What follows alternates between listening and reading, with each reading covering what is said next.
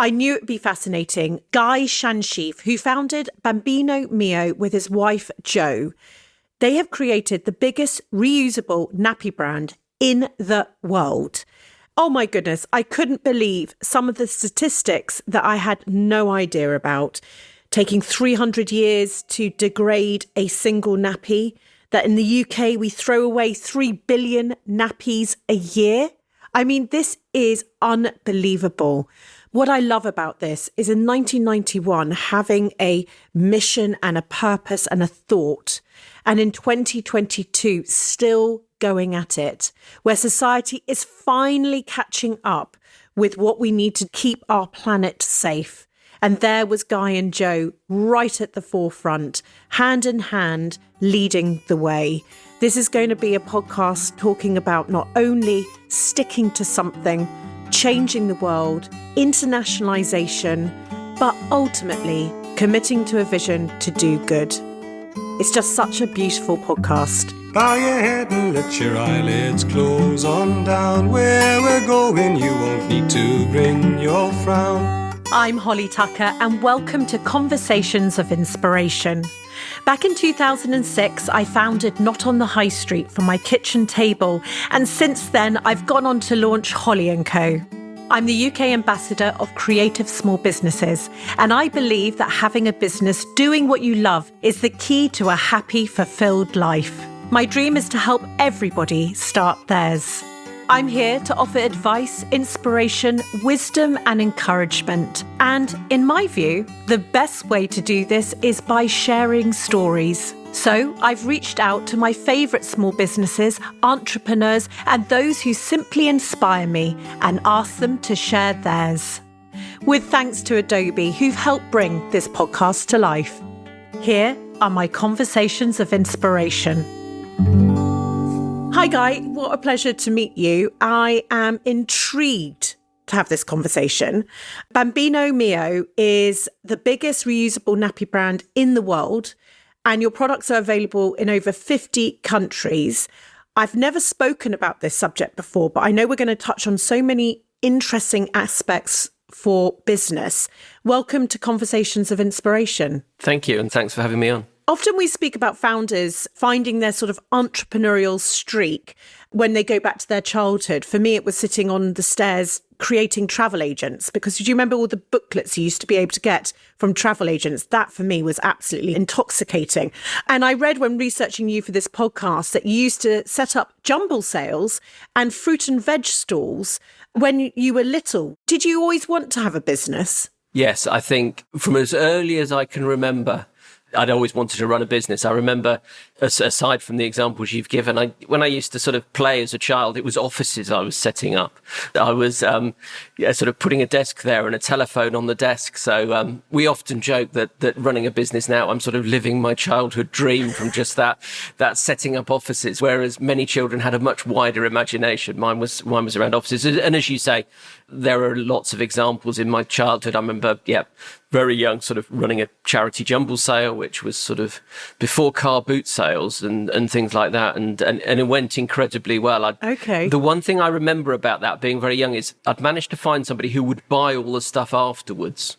He came along and I was young and small. I was sort of, I don't know what I was, 8, 9 years old, and paid us very little money for what was left. And I think a lot of suppliers have suffered from that in later life, in terms of what was done on that day.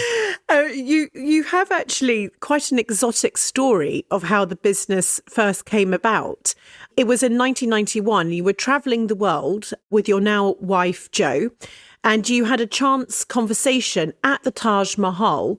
Can I ask, before you tell us about this moment in your life, how come you were travelling the world? I had done a business studies degree at university. I did a sandwich year with Marks and Spencer's, which was great experience. And I'd sort of fallen into accountancy at the end of that degree. And as you said at the outset, I'd always wanted to run my own business, and it was about trying to find something. Sort of finance was a strength of mine. My dad was an accountant. My grandfather was an accountant, and not that they were pushing me into it. And if anything, Dad could see that probably I wasn't the best person for accountancy, but it made sense. So I went for training with KPMG. It was probably the worst accountancy trainee they'd ever had. They didn't let me near any exams. And Jo was working for Marks and Spencer's and was made redundant and decided that she was going to travel. It had never been something. I'd had friends do it, and I'd never been out of Europe. It wasn't something that was a burning desire, but actually we just sort of fell into it, and sort of from having the idea to leaving. The 30th September 1991, it was a month, and we found ourselves in India as the first place we were going. I mean, we had no responsibilities, no kids. Both of us weren't in jobs that we particularly enjoyed. And I think it would be right to say at that stage of my life, I was searching for something. I was looking for something, and hope by being away, it was open-ended. We didn't know how long we were going to be away. We knew we'd spend some time in Asia and Australia and New Zealand. And literally within the first couple of weeks, we were in India. We went to the Taj Mahal. It was a night at the Taj Mahal where it's full moon, so there were lots and lots of people there. Yeah, I mean, I still remember it actually. We were standing at the at what is a stone looking down to the Taj Mahal, which is sort of the classic view. And we just started talking to this guy from New York who started talking about diaper laundry services in the States and how they'd been very successful in the 80s. And we had dinner with this guy and he kept talking. And then a few weeks later, we were in Nepal and talking to a couple from Montreal. And the same subject came up. I can't remember now whether it was because the idea was starting to form in our minds. And they talked about the same thing in Montreal. And then when we got to Australia at the beginning of 92, where we both worked to get some more money for our travels, I was cutting grass for Sydney Council. And we saw and I used to see the vans, the nappy laundry vans, shooting around Sydney. And the idea just developed. When we got to New Zealand, we went to see somebody who'd started a nappy laundry service there, who'd done very well. So we got back to the UK in the middle of 1992 and set up we were able to, with some savings, buy a small terraced house in the centre of Northampton. And from that house, started a nappy laundry service to start with. With Holly & Co. just recently, we just started to think about our future, and we've landed on a few real sort of things that we're going to keep with for forevermore.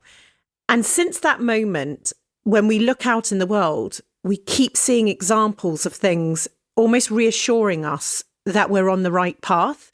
Do you feel that happens? Because if you think about it, you're traveling around. I didn't think you maybe thought that you should be talking about nappies on your travels. No. And yet there you are, talking, seeing, and suddenly you're witnessing. And do you feel that happens to founders when they come up with an idea?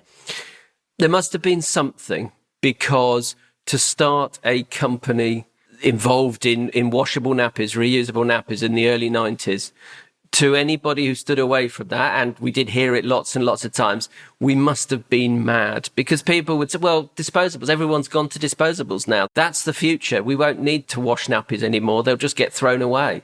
And there was that general move in society to moving away. So there must have been something that actually was sinking in, thinking this is right, because, why would you have done it? Yeah. I believe the universe does conspire at certain points in our lives and helps us maybe into what we should be doing. So you set up this nappy laundry service. And I think in this early 90s, as you were just saying, people were, yes, absolutely thinking you're nuts. But at the same time, there was also people understanding a tiny bit more about sustainability. And there was certainly the awareness, though, it wasn't as it is today by any means. But the business was like all great businesses, I think, Guy, from the kitchen table. Tell me how you convince people the benefits of this, because it sounds like a lot of hard work. I know you went to antenatal classes. I'm wondering if you were laughed out of them slightly. But I love it when a founder has an idea that it's almost the juxtaposition of what, do you know what I mean, the average person. I actually think that could be the winning formula for people. It's when it isn't totally obvious. And I agree with you. I think there's lots of examples of that. Yet you really did feel that you were suggesting something that was mad to a lot of people. As you mentioned, I remember going to an antenatal class literally within the first few weeks of starting the business. I actually got asked at it, how many customers did we have at that point? I think we had 4. And they were your neighbours. Yeah, which just feels so silly looking back. People did think we were mad. I mean, I often describe it as sort of people looking at you as you've just stepped off a spaceship. And I know we used to, in those early days, do some, even a few years later, and even once Bambino Mio started, where we would do consumer shows where there'd be lots of pregnant people walking around, looking at products, and even then, in the late 90s, people still couldn't get their heads around it. I remember people coming out and saying, what a weird idea. Why would anybody ever want to do this? I think, and I know we'll talk about it later, but I think the contrast is just, and you think back now, the contrast between those times and these times is so dramatic at so many levels. So yeah, those early days were really, really tough. And of course, with a nappy laundry service, you're a niche of a niche, because there's a number of reasons why people buy reusables. Yes, environment and waste and raw material usage, very important. But cost is really, really big for parents, because you can save £1,500 during the baby's time in nappies. And that, when we talk to customers, that's really important to a lot of parents, and especially the times we're living in now.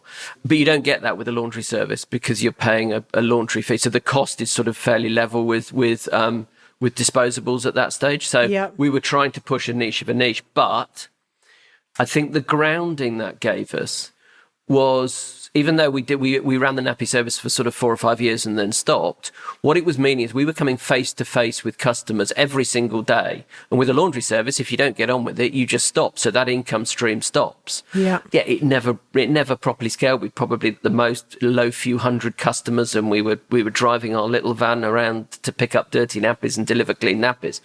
But in terms of really understanding why people wanted to use, what motivated them to use reusable nappies, what worked and what didn't work, what people were looking for, it was a really important grounding that then helped us as we sort of stopped the nappy service and started selling the product through Bambino Mio. You almost got this instant feedback from maybe your harshest, definitely, and sometimes all the time, isn't it brilliant to get that feedback and how we feel about feedback, etc. And it's certainly when you have your own business, it's very personal. You feel it's very personal, but actually these are nuggets of gold. And if you can take as much of it as you can and then twist it and turn it like you did, why were you so convinced when people come up with their ideas?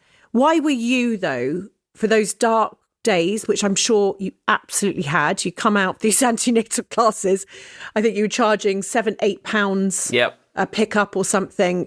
How many of £7-8 do you need to pick up in order to build a business? There must have been these moments you turned to Jo and just thought, oh my goodness, really is this what our future is? How did you as a founder know that this was the right move? Well, I don't think I did. And I think there were lots of times in those early days when I thought to myself, I mean, if you go back to my childhood and I wanted this business, and I had in my head, to me, what a business was and the size it needed to be a proper business, if you like, rather than just Jo and I. I mean, Nappy Service Days, we did start sort of employing a couple of people for driving and delivery, but essentially it was just us. And there were lots of times where I thought, how's this ever going to scale? How are we actually going to do this? I don't think we ever lost and have never lost our belief in the product and what we're doing and why we're doing it.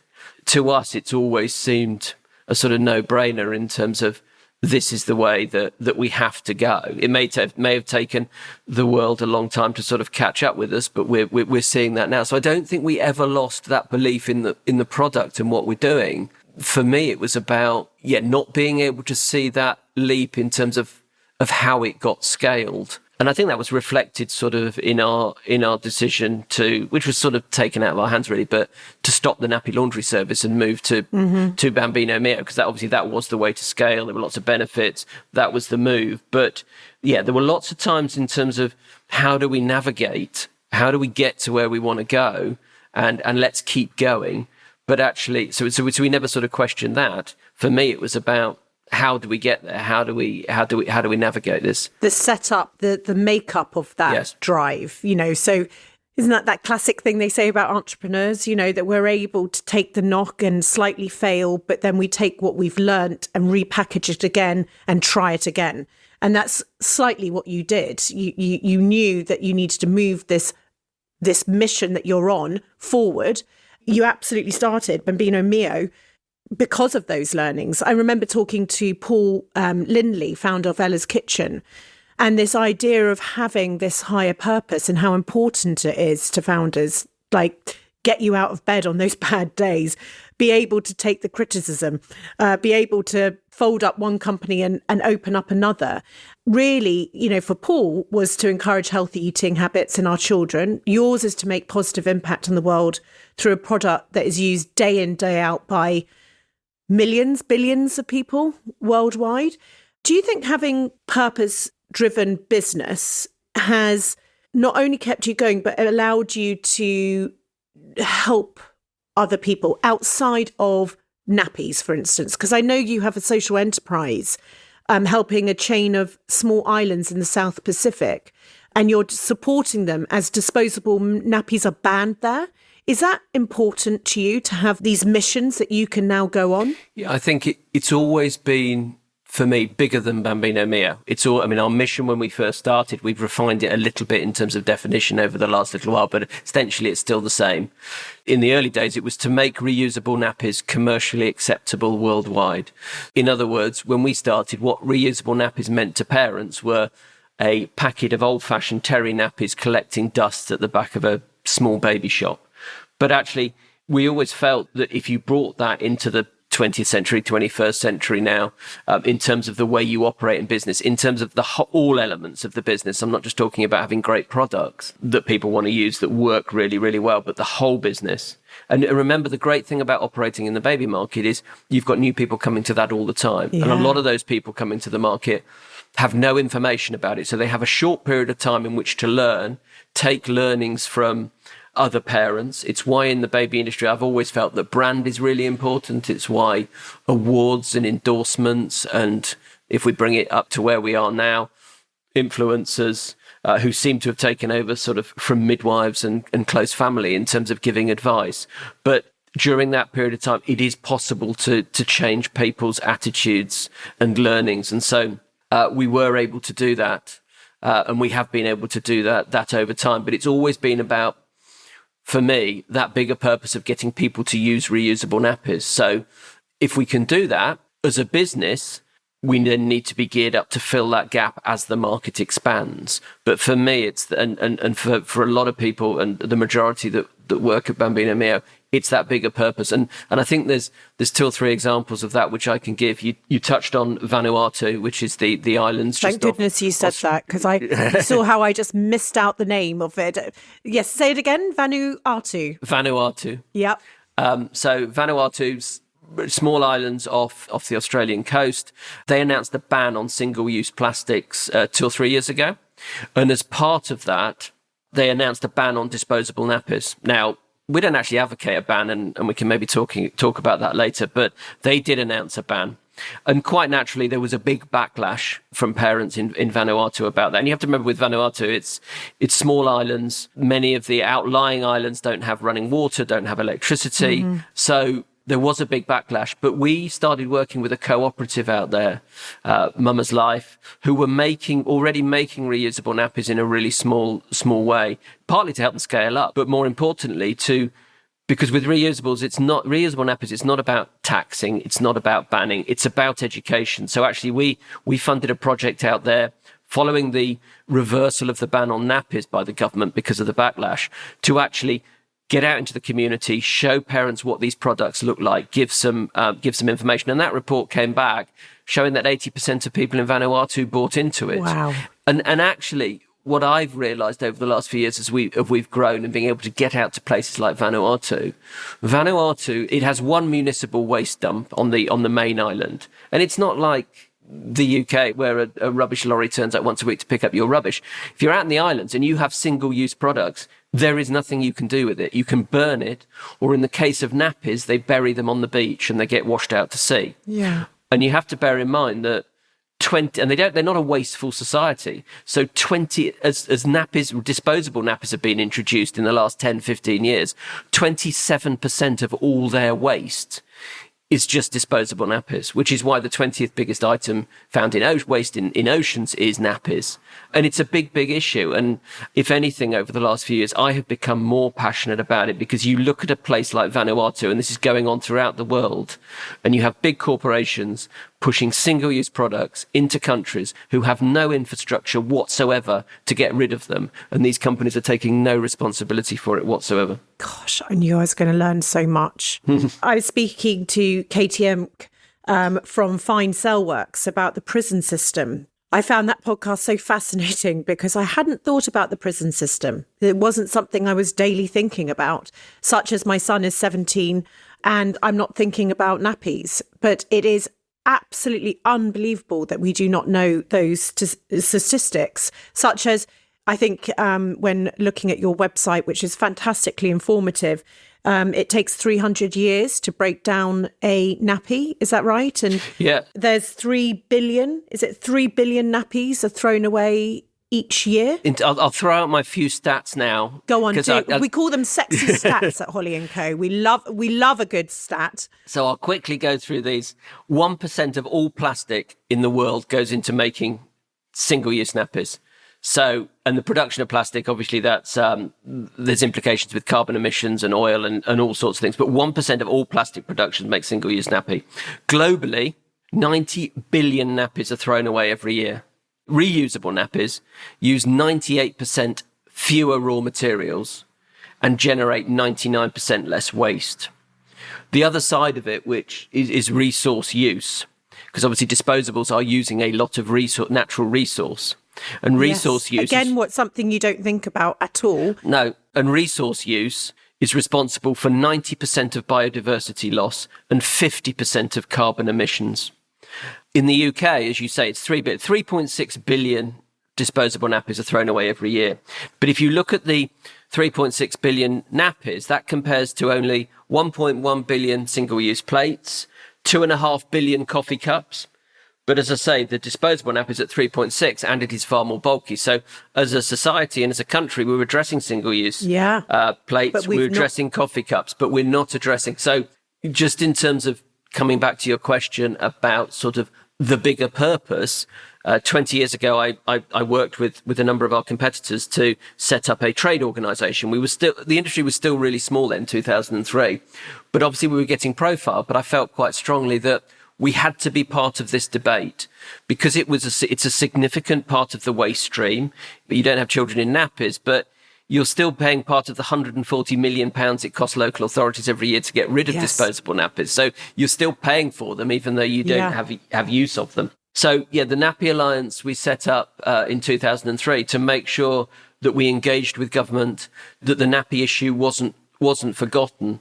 And we worked really hard. I mean, for the first few years, we'd have brilliant meetings with politicians. They'd acknowledge what we were doing, but they couldn't really get their head around it. They might write the odd letter. Yeah. I mean, a particular high point for me, having done that for 20 years, was last year. They were debating the Environment Bill in the House of Commons, where they had various days to debate it. And I remember in one of these sessions, bearing in mind how wide the Environment Bill is, everything from waste to biodiversity to nuclear energy. There's so many parts of the Environment Bill. Yes. Out of, I think, 40 people who spoke, 4 of them spoke purely about the nappy issue, which was great. And we had the same thing when the bill went to the House of Lords as well. So we have good political support, both in the UK and further afield. And I think talking about those other single-use products, there's certainly a feeling here, and I think wider, that as a society, we are moving through the product. So I won't say we've totally addressed, but obviously we've made a big impact in terms of supermarket bags, plastic bags that are thrown away, plates, coffee cups. Nappies really feel like the next big thing. I chaired a meeting so the United Nations Environment Programme produced a report last year recommending that governments promote reusable nappies. Zero Waste Europe, a quite influential body, produced a report that showed how much nappies and education around nappies and encouraging people to use reusable nappies aligns with so many governments in Europe environment policy. So you do feel that change is coming. It feels like that, doesn't it? You can feel that undercurrent, the noise, the awareness. If you think about when you started, the difference is monumental. Let's just go back to you as a founder, though. in those early days of the business, and it's easy to forget, isn't it, when we build businesses pre-internet, and using lovely things, catalogs, mail order. And I read that that's how you started. And initially, it was very slow to take off. Take us back to those days. As I say, the nappy laundry service, we finished with the laundry service, and we were being asked more and more to buy, could people buy the products to wash at home? Because modern washing machines, people realised is actually not that difficult. So we started by placing small adverts in the back of baby magazines while we were still running the laundry service. And in those days, a very different world. No internet, brochures sent out by post, order forms sent back with a check. Yes. So yes, it was a very different world, and there were a proliferation of baby magazines in those days that people, Mother and Baby, I think, had a circulation of nearing 150,000 copies a month. Yeah. So yeah, it was a very different world. So we had lots of interest. Junior magazine. Junior Wasn't magazine, there? Mother and Baby. Angels and Urchins. Pregnancy magazine. There was a huge number. Yeah. Huge number. What actually happened was, in terms of Bambino Mio and how we got going, so we didn't really have a name to do the mail order company in those days. We were supplying some of the products, because the core product range is quite similar now to what it was then. Swim nappies, training pants, the nappies themselves. We obviously brought in others, but essentially the products themselves were the same. And we were, at that time, not making them. We were importing them. We were distributors for a US brand. We were working with somebody in Milton Keynes, actually, who I knew from nappy service days, who had written a brochure which she'd titled Bambino Mio, titled the company Bambino Mio, and was buying this product. But I had a conversation with her, and she said, look, I've done this brochure. I have a selection of products, reusable nappy products, but actually I want to move to Yorkshire, and horses is my passion and everything else. And I said, well, we haven't got a name for this company that we're going to sell mail order. Why don't you close the company down? We'll buy all your stock. We'll change the name of our company to Bambino Mio, which means we can avoid throwing away the 10,000 brochures that you've just printed. Yeah. And that's what happened. So actually, we inherited the name Bambino Mio, which has held us in such good stead. It was actually Gillian who started that company. She named the company after a drama, which you can still see online, I think, with Julie Walters, called Bambino Mio, that had gone out in the 80s about adopting children from the old Eastern Bloc country. And she'd been quite moved by this film. And that's why she called the company Bambino Mio. And then we sort of inherited. There was no great thought to it. There was no big marketing agency sitting down with people around the table going, what should we call this company? And that's how Bambino Mio came about. So, yeah, we were still operating from home. We used to we had a small cellar where we stored the products, and it was so much easier than the nappy service. We'd watch the postman walk down the road of a row of terraced houses, post the letters through the door, and there'd be 2 or 3 order forms on there. That must have felt good. It did. Oh, yes. And we'd then get the order packed up. I'd go to the bank with the checks and get it sent off. And then in the evenings, parcel force would turn up, knock on our front door, where we'd have 1 or 2 boxes, which I texted Joe the other day as I left the office, because I looked down at our warehouse and there was a DPD articulated lorry reversed to our warehouse collecting orders. And I said, do you remember when it was just the parcel force man knocking on the door and there was just 2 parcels in there? But it was slow. But what we found is, after that first year, this was 98. There was something changing. There was more interest. And so we got some packaging together and started selling in independent baby shops as well, and started getting some traction from that. And so we were starting to see some momentum then. And did you literally go and knock on doors, go out to those independents yourself? Yes, we did. We did a small stand. There was a trade show in London for the nursery industry, and we set up a stand there. I remember somebody advising me, right, this is your first time. And obviously there was no one selling reusable nappies. Yeah. So again, with the trade, you were trying to build. It's like aliens there. You were, and the weird thing was, we were trying to build not only a company, but we were trying to create a category, because there wasn't a reusable nappy category. And we had this problem when you talk, and we've only until recently that you still had it, but you talk to bigger store groups. So the first national account we got was Babies R Us. And of course, no one knew where this category sat. Is it a clothing category? Does it sit with the nappy buyer? So actually they just kept passing around. So that made it more difficult. So yes, you were trying to create not only a brand, but you were trying to create a category as well. And I remember people saying to me, well, this is your first show. You'll be seen here this time. People will show more interest the second year. And it's the third year where you'll really start selling to the trade. And I thought, no.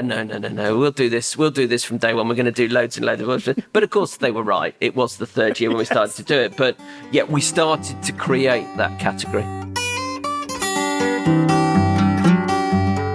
As you know, I'm passionate about celebrating small businesses and championing creativity within all of us.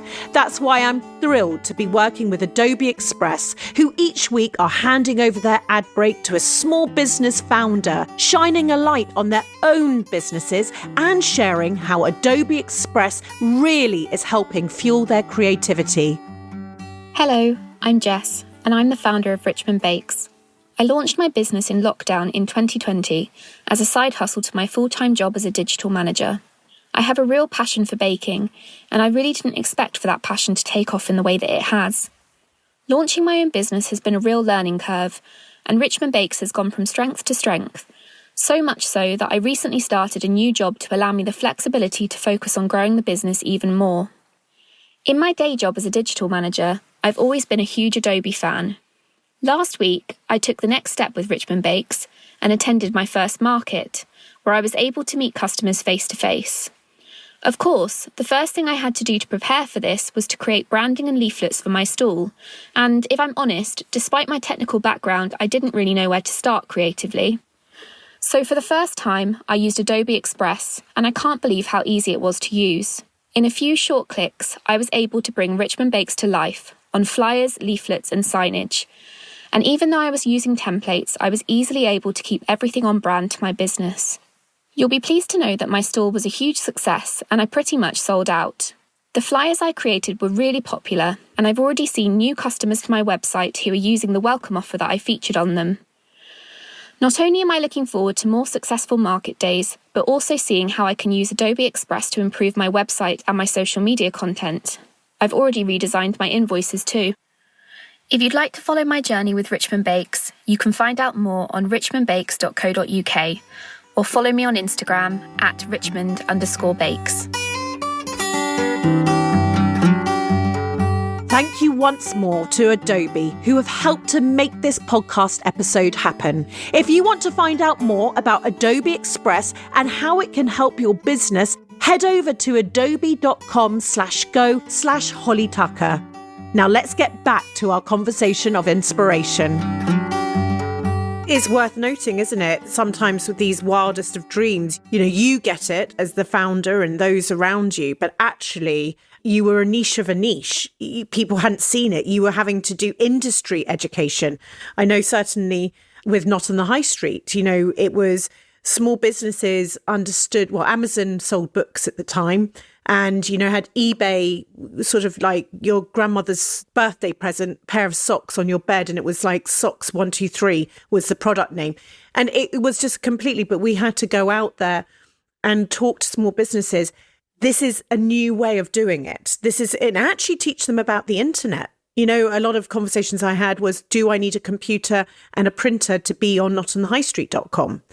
And so actually that's very hidden, isn't it, to normal people? It's actually, you've got a lot of education going on in the background.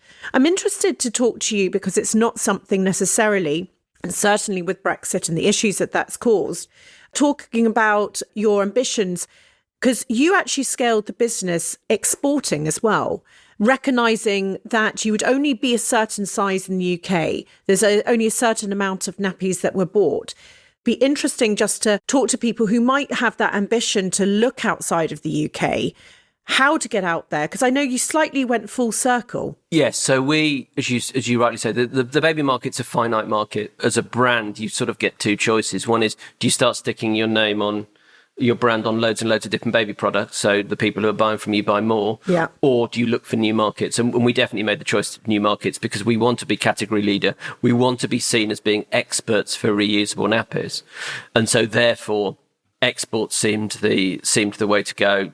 big trade show in Germany. As you rightly said, first Spanish distributors. We met with them, tried things out. Just as a side point, and you touch on Brexit, I think it's one of the most disappointing elements of many about Brexit, is that the European market was how companies like ours were able to cut their teeth on exports, and it was accessible. It was good to go and meet customers. Culturally, we're very aligned. It was easy to do business in Europe, and I think companies like ours would not have got the confidence or the traction, bearing in mind that nearly 80% pre-Brexit, and we've managed to navigate it, and that everybody in the company has done amazing work to keep that all going and continue to grow it. The effect on Brexit, we would never have got to the sort of 70, 80% of our businesses being export had we not been able to cut our teeth on what was a relatively easy market to work with. So we started with Spanish distributors. We grew that. We went back to, we kept going back to the trade show, and we always have every year, apart from sort of the COVID years.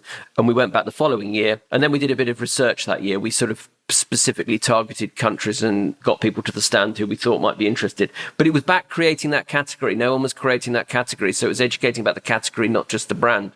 And we went back targeting about 5-10 countries, and we got interest from about 40 countries and appointed our first 10 distributors. Wow. Which for a small business was a brilliant way of doing it in those early days, because distributors bought the products from you.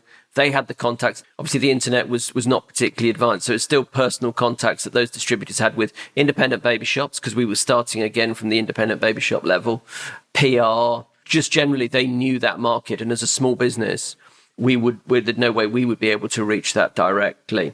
And we built up that network of distributors to probably over 30 distributors, everywhere from the US, Mauritius, Australia, New Zealand, right around the world.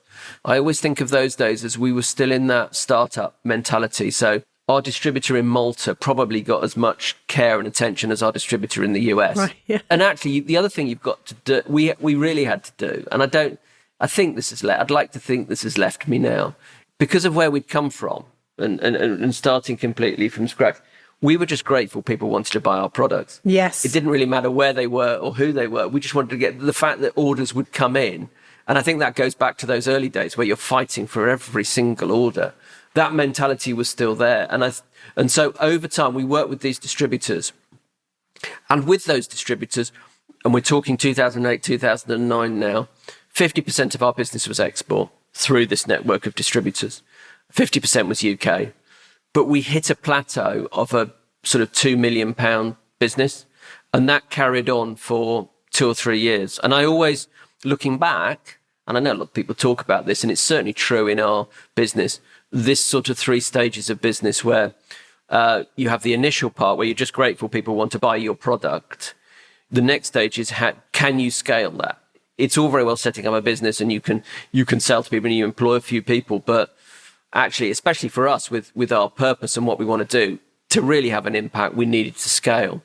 So could you scale? And I think what actually happened that forced us to do that is that in 2010, our 2 biggest distributors, US and France, who represented over a third of our business, both had issues in their own businesses with other brands, so they stopped buying from us. It wasn't a Bambino Mio thing. It's lots of great things about distributors when you're that size of business. One thing you don't have is huge transparency on their business model. Yeah. So if things change for them, you can find it changing very quickly. So we lost a third of turnover. And I read it was almost like overnight that you lost this. Yeah, within the space of about 3 or 4 weeks. Ironically, it was the worst of times, and it was when I was awarded my MBE, actually. So I had all this going on with, let's celebrate because you got the MBE and it happened at the new year. And you're like, hang on a minute. Yeah, and it was... The imposter syndrome was right there. Totally. It was something it was a strange time from that point of view. And it had never happened before. And I think we took the attitude, certainly straight after it happened, as you say, it happened quite quickly, of, business is going to come back. It always has. So let's just keep on doing what we've always done and it will come back. And it didn't. And the following year, sales fell. So we'd gone from that 2 million. In the space of 12 months, our turnover was down to 1 million. We had to make redundancies. The business model had to change. But, and it's a cliche to say it, those challenging times turn out to be the most important times, because actually what it meant is we looked at the strategy. We stopped working with distributors and started working direct. We started that in, so Germany was the first place we did that, where we employed a German national in our office to follow the marketing strategy, because the digital marketing was coming through, and we had a model in the UK. We developed over this time a model in the UK, decent website, decent email marketing, social media, influencers, working with other websites, all the stuff that everybody now does. But it was new at that time, and we'd seen the opportunity for that. And in Baby especially, the change and the move to digital and move online was fairly dramatic, because you suddenly, those people who'd come up through school and university doing everything online were suddenly having babies. Yes. So actually the change was even more dramatic. So we'd seen the success in the UK and thought, well, could we do this internationally? And it was clear we couldn't do that through distributors, because then you're one removed from it. So in Germany, we started following that model in Germany with a German national in our office, while our sales people, who our head of export happened to be half German, which was handy, but she started selling then to independents. I read it went from 1 million to 10 million in 5 years, that actually taking it in-house, so to speak, you were able to almost do something that you maybe had always outsourced. That's right. And it was dramatic. I remember we split with distributors fairly amicably, because for them, the model wasn't working so well. So our German distributor said to us, your product will never work in Germany. It's not right for the market. Literally within days of us starting doing it ourselves, the first order we got from an independent store was of greater value than he had ordered for the whole of the previous 12 months. As of last year, Germany is our biggest market in the world. Isn't that interesting? Before I ask about your third, because you said there's 3 stages, you have that initial stage, then the can you scale? I want to ask you about that third. But isn't it interesting when we think about naysayers and we think about how we can take information and almost have it as gospel, and it sort of deters you from trying it? It's really for those who are brave to go and just do it yourself. Just go and test that. See if that is actually fact. Imagine if you had listened to that. Imagine if you'd actually just stopped, what that would have done to your business. So it's really have the courage. It's not to be arrogant in a way, but it is just to go and find these things out for yourself. And I read a quote as well when talking about this is, crises are good for a company. They force you to take a step back and reassess. And that's exactly what you've done. In my career, similarly, it is the worst of times that ultimately cause the correct actions. And, you look back and you go, God, I actually wouldn't want to have that again. But thank goodness for those moments. Do you remember what the third is of those 3 stages? Yeah, so the third stage is one, and I think that's what we were able to do after that period. And when we did it in Germany, but we subsequently did it in other countries as well, nationals of that country, selling direct to retailers. And in the German example, we're now working with all the major supermarkets and pharmacies, as well as sort of very successful website in Germany that we have, and selling through Amazon as well. So I think once you've proved you can scale, the third part for any business is sort of more of the same, because you're actually building on what you've already established. People said to me in those very early days, that third stage is actually in some ways the easiest. It's the first stage that's the most difficult for any business to get out there and prove that you can sell your product.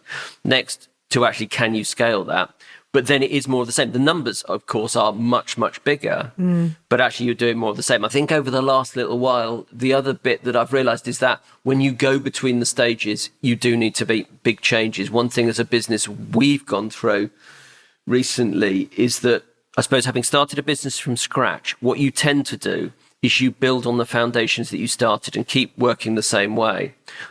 The danger of that is everything gets quite complex. It can move your focus. And you can build to a certain extent, but at some point, if you really want to scale, and we have big ambition, if you really want to scale, you've got to make a transformational change in terms of the way your business is structured, the facilities that you've got and everything else. You can't just keep building all the time. There are points where you need to make big changes. I find that fascinating, and what great advice. Almost the way you started absolutely matters and can be part of your history and can be called upon, but it doesn't necessarily mean it's the actual operational foundation of your scale. And that's really good to know. And it's really refreshing. You're sold in over 50 countries worldwide. I think your exporting business is generating 70% of your revenues. It's just remarkable. And would you recommend, I spoke to Donna Wilson on this podcast, and she first found her success as a creative business in Japan. And then after Japan, it was the UK, and she's British. For businesses listening or those thinking about how to scale their business, would you recommend new territories? New territories has worked for us up till now. As I mentioned just now, you go through certain stages where you assess the operation of your business. And I think one thing we've realized is, which is important for us, is focus. 75% of our sales come from Germany, France, and the UK. We've been able to take a step back and say, actually, we need to be focused on those markets to make sure that we are doing them the best that we can. I think it depends on the stage of business that you're in. Mm-hmm. The figures are now obvious to us that those are our key strong markets, and we need to make sure that we're seen as market leaders in Germany. France is a tough market. Everybody, I think, whatever industry you're in, a lot of people talk about France being a tough market, but we're doing well there. And UK home market, we've always done well here as well. So I think it depends on your stage of development. As you say, we've sold in lots and lots of markets. You could, despite the focus that we now have on these other markets, that doesn't mean we're not doing well in other markets, but it's actually where you put finite resource.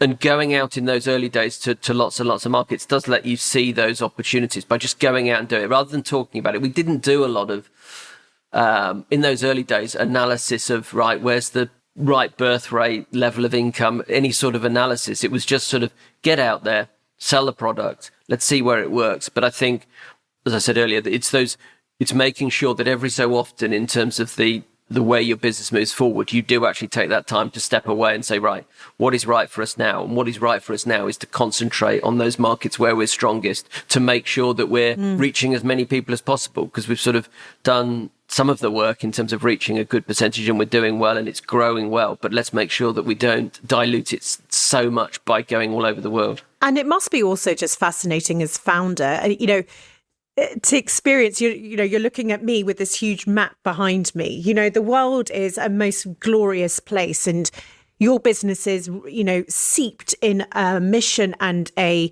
purpose as much as it is you're selling a product. I think great advice about the thoughts of just getting out there. You know, when I think back to my own career and the analysis that went into internationalizing, and of course, there's nothing simple about internationalizing, but at the same time, you can have a gazillion pieces of analysis and data. But ultimately, you know, you also have a great gut instinct to where your products would travel well to, a similar culture, something that, you know, all these sorts of things. So I think it's great advice just to get out there and just try it and see what happens. I'd love to ask you, in terms of your actual culture of your business, I know you've got a very strong culture and it's something that has made an enormous difference. Holly & Co, our culture is all united with helping the small business community. It glues us all together. And again, I think this is some of your core values shine through. Is this something that you feel very strongly about? And am I right in saying you've got over 100 employees now? Just under 100. It's not something actually that, it's like our purpose in some way, our values and culture. It's not something that previously we've ever really consciously gone out and analysed and looked at in lots of detail. It's almost like the conversation we were just having about markets. We've just gone out and done it. Mm-hmm. And actually, when you look back at it, and we are doing, I think when you scale, especially the people that we have working here are very passionate about making sure that we don't lose that value and don't lose those cultures. So you do have to do that work when you're of the size of 100 employees to make sure that if you've got an ambition to really scale that fast and bring lots of new people in, everybody has to understand what the culture is and how we measure that and how we make sure we maintain it. So yeah, we do have a very supportive culture, supporting each other in encouragement, not judging, a lot of the things hopefully that are seen through the brand. And you may be touching on this later, but we recently took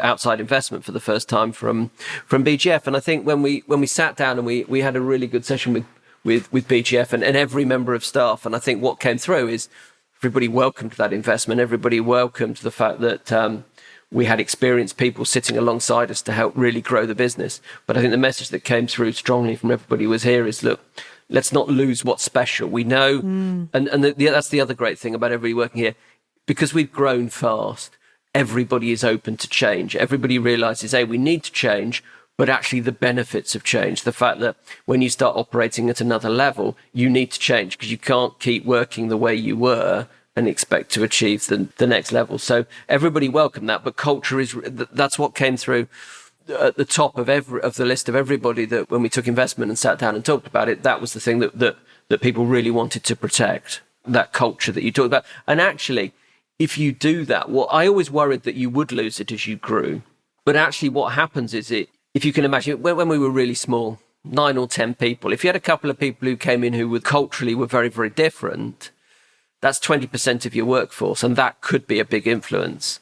Now, I think what happens is if you've got 80 people and a couple of people come in, it's really obvious because actually the majority are of that culture, of the culture that we want to maintain. You are also a family business. You know, your wife, Jo, has been by your side as your co-founder. You've got 3 children and you've built the largest reusable nappy brand in the world. It's pretty inspiring stuff. Are your children showing any interest in the business? And do they get involved? Have you brought them along for the journey? Because it's something I talk a lot to this community about, which is, you know, as parents, what happens when you've also got another child, which is your business, which tends to slightly cry a little bit more than the normal kid. Tell me about that. I mean, so our eldest daughter is 26, youngest is 17, and we have a son that's in the middle of that age range. Have they been involved with the business? Yeah, I mean, as children, as babies, they were models. And depending on where they are in their stage of life, they're proud to share some of the images that you can find online of them. At other stages of their life, hugely embarrassed by that. They've worked on and off in the business in different aspects, but neither the older ones who are both working now they're doing their own thing and doing different things, I think.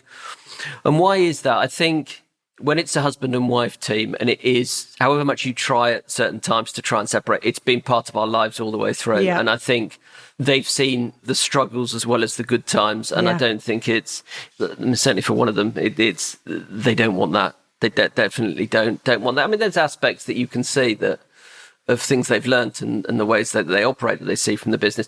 I also think that the nappy thing came from a passion and a vision that Jo and I had. And I think we want it to be mainstream. We want to reach as many people as possible.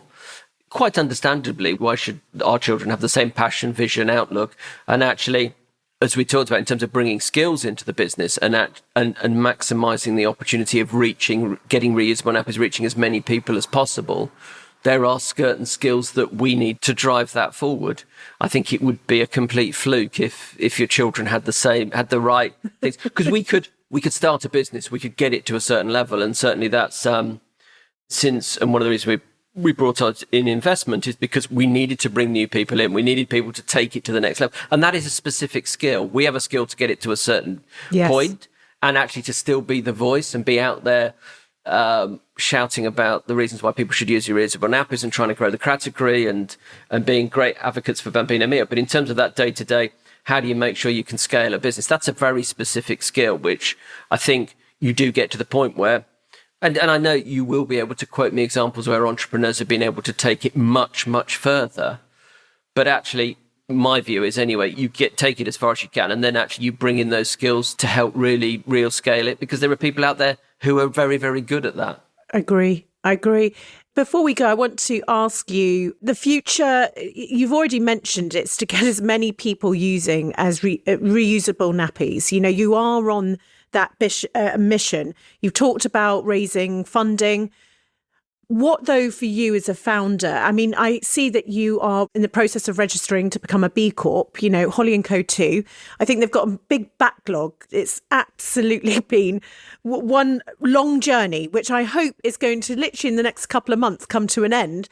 But tell me, was that something very important for you to put into the business? Yeah, so we started the B Corp process, probably like yourselves, a little while ago.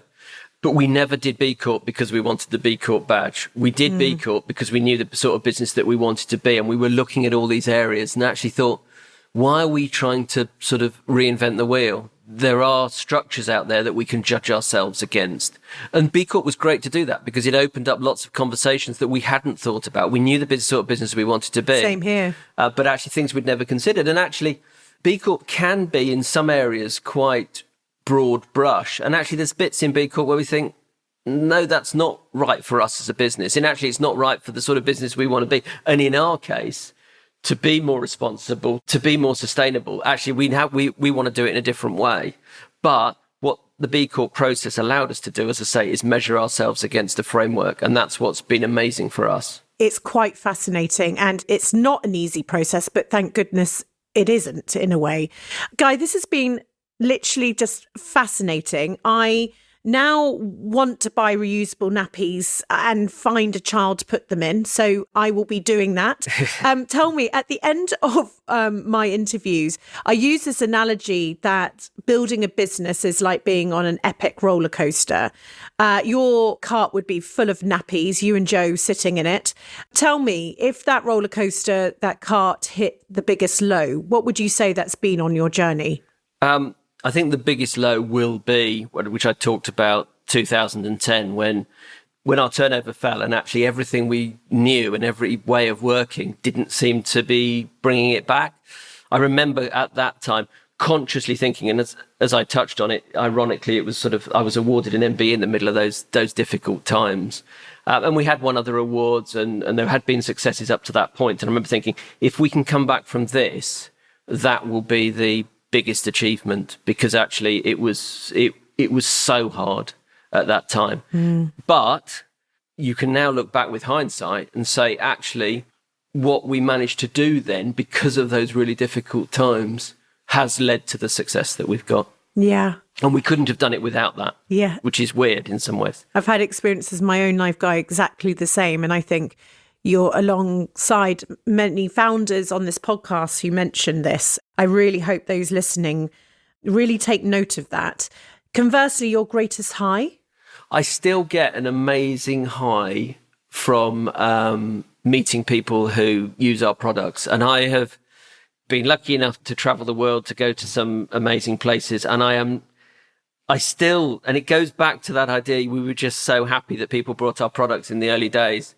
I mean, I can quote you so many of them. I had a meeting with a senior person from the Canberra state government in Australia a little while ago. And I remember her starting the interview going, oh yeah, Bambino Mio, yeah, we used your products. They were great. And the high you get from that, I don't think you'll ever lose. And I'd never want to lose that. That's your fuel. That's your energy. Guy, I've asked you if you would do us the honour of writing a letter to your younger self. I don't know what you're going to say. I don't know if you've ever done one of these before, but it would be wonderful to hand over to you.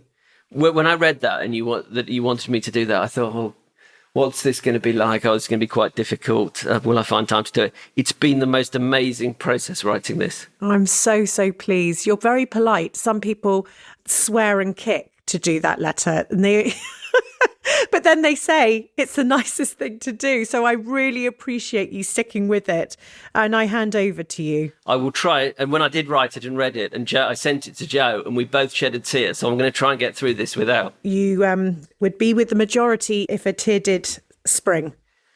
Right. Dear Guy, trust that you will find what you are looking for and have courage and belief in yourself.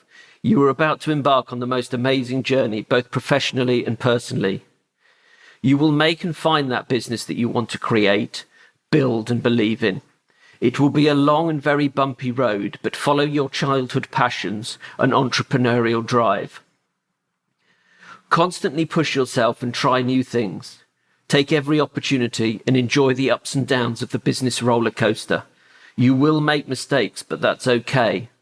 What seems like the greatest challenges, the lowest points on this journey, will be your greatest opportunities to learn some of the best lessons and will enable you to grow not only your business, but grow as a person. As you grow your business, remember, stay focused, avoid complexities, and keep things simple. Be true and honest to yourself and others. Be ambitious. Remember Dad's favourite quote, "A man's reach should exceed his grasp." Take advice, but trust your instinct. You are normally right. Pick your battles and be reflective in your responses. Most of all, have fun. Spend huge amounts of time with your wonderful family and friends. And never forget, it's about the journey, the most amazing journey, and everything that entails. Enjoy every moment of it. And just remember, Guy, everything will be okay. Never lose your optimism, and you'll catch up with me soon. From your older, wiser self. P.S. Should you ever find yourself one bright, late September afternoon on 79 runs playing cricket against Ashton Cricket Club, don't try and hit the ball out the ground and get caught on the boundary. On this occasion, be patient. Take your time, and you may, at one point in your life, and much to everyone's amazement, produce an innings of 100 runs. Oh, and one final thing you can do for me. When you propose to the most important and supportive person in your life, who will be there through the good times and the bad, don't do what I did. Please make it special.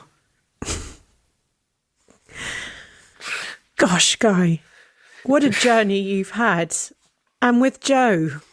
And if you go back 30 years after that surreal conversation, you two at the Taj Mahal, talking about the most unexpected thing that you thought you were going to talk about, nappies. And look what you've achieved. Look what the two of you have achieved. And I think a lot of us don't really take that moment to say, not only have you built an incredible brand that is actually changing the way that we're consuming and you are positively impacting the world, but you've also brought up 3 children. You've kept your marriage through ups and downs. And believe you me, I understand that. I really admire you and your tenacity and your determination. And I really look forward actually to what the next 30 years is going to bring. It's going to be quite an amazing ride, and one I know you'll look back at and think, my goodness, we did that. And it's been a beautiful conversation today, Guy. Thank you. Thank you. Before you go, don't forget to head to adobe.com/go/hollytucker to find out how Adobe Express can fuel creativity in your business. And if you've enjoyed this episode, if it's helped you along your journey or inspired you, would you mind rating and reviewing? Your support means the world to me. It really does spread the word and will help inspire even more people to build a life they love. And if you want to hear all our latest news, you can sign up to my weekly newsletter, Holly's Desk Notes, over at holly.co.